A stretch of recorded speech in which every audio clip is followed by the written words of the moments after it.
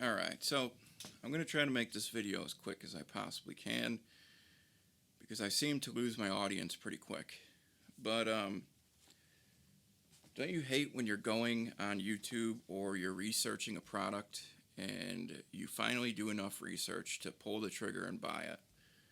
And then you go back on YouTube and you see all of these content creators completely bashing it and destroying it and saying it sucks.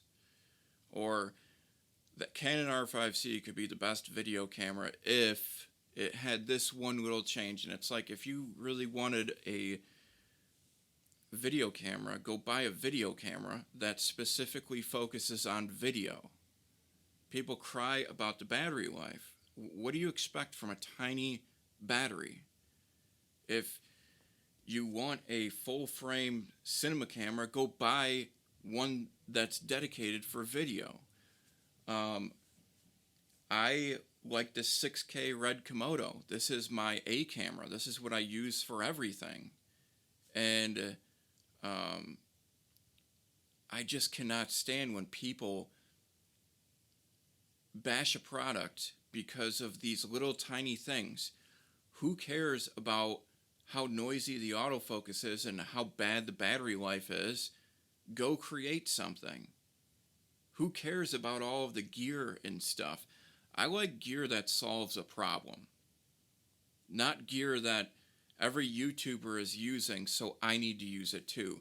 People are so fixated on settings and what's your camera settings? How do you get such great video? I'm shooting on an iPhone right now, and I have a red Komodo. I have a Canon r5c, but I'm shooting on an iPhone because it's YouTube, and I'm not shooting something paid or that needs to be of the highest quality.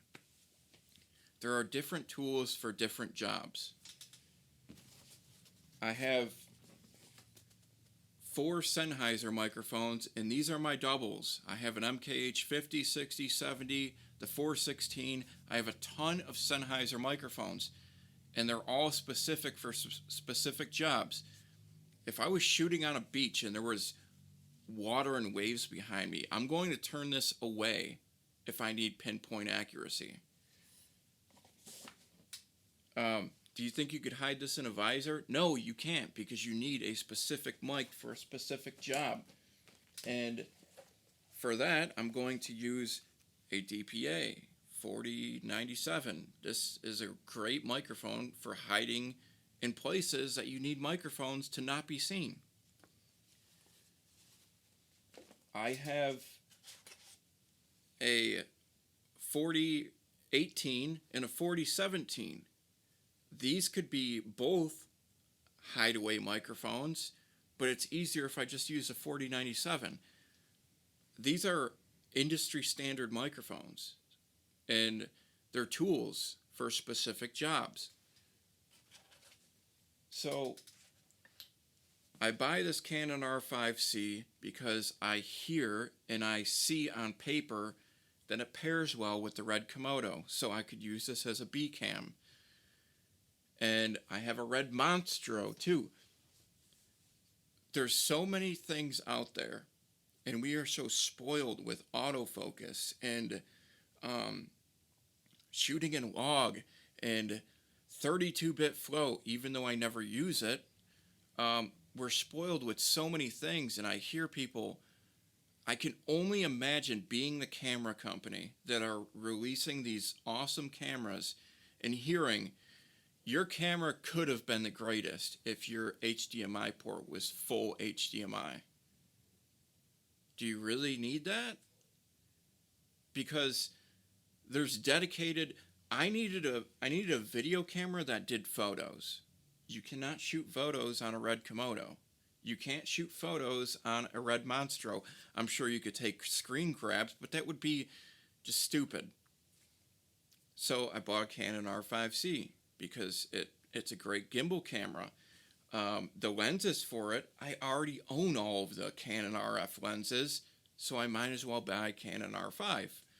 I have cinema glass too, xenons, really good glass.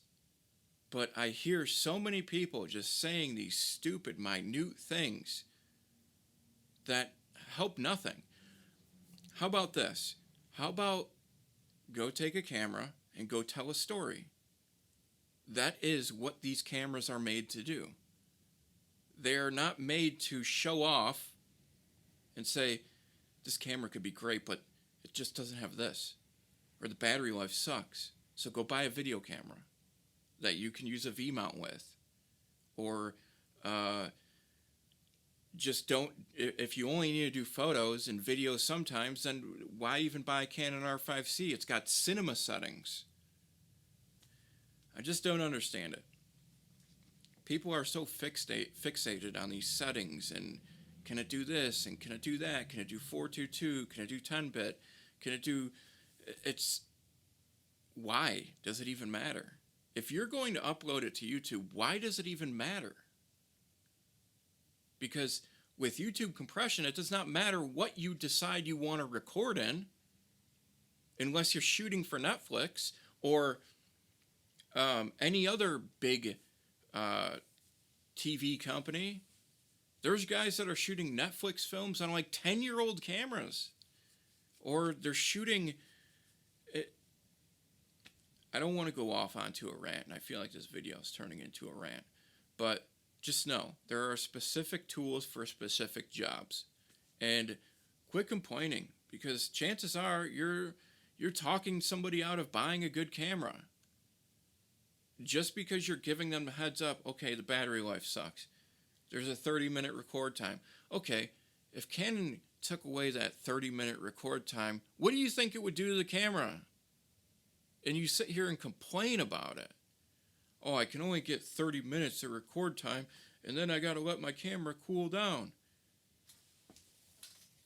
Do you see how small this camera is? The Red Komodo is small when it's not rigged out, but it's dedicated to shoot video. You can look right through the camera. You can look through the middle of the camera and see the other side. I hate when creators are getting on YouTube and they're bad talking something that actually is great, the Canon R5. Or this is the one that really drives me crazy. They'll say, oh, I'm a Sony guy now. I got a Sony FX6, FX3. And then a week later, they're like, I switched to Red. It's like, really, just a week ago, you were like full-blown Sony. Now you're full-blown Red. It's like, why? And there's a lot of people who do research and they use YouTube to do the research to find the perfect camera for them. And when it's okay to mention, the record life isn't that, or the battery life is not that great because the battery is this big. How do you want to keep the form factor of it being small and being able to shoot video and all kinds of stuff? Or you could take a really long cord, stick a battery in your pocket and shoot with it. I mean, there's so many ways around it. But to just sit there and badmouth them, like, they're giving you 8K. They're giving you all of this stuff. And you only need to buy one camera. You could shoot everything on one camera. You could do all of the photos and all of the video with one camera. It's the perfect camera for everything. So please, if you like the Canon R5C, buy it, because it's a great camera and I use it all the time and I love it. And even though these creators, they act like they like something and then they switch a week later and talk bad about it, it's kind of funny to watch. But being in my shoes from when I was doing the research on buying this camera and then seeing all of the negative that weren't really negative, they'll use these clickbait titles of why I'm switching to Sony, why I'm switching to Canon, why this camera's not the best, why I'm returning mine. That is the funniest one. I'm returning my blah, blah, blah, blah, blah. It's like, just stop.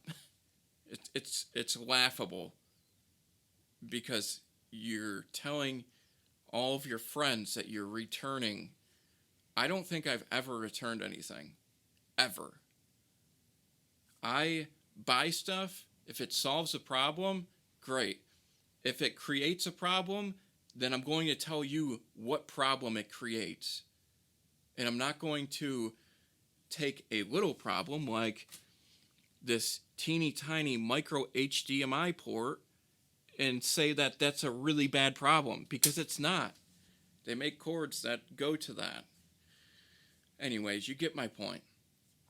Thanks for watching, everybody. I'm going to upload more videos about gear that I like and gear that I use every single day. So with that being said, stay tuned for the next videos. I'm still going to shoot on an iPhone because I think it's funny to have like really nice cameras behind me but shoot on an iPhone.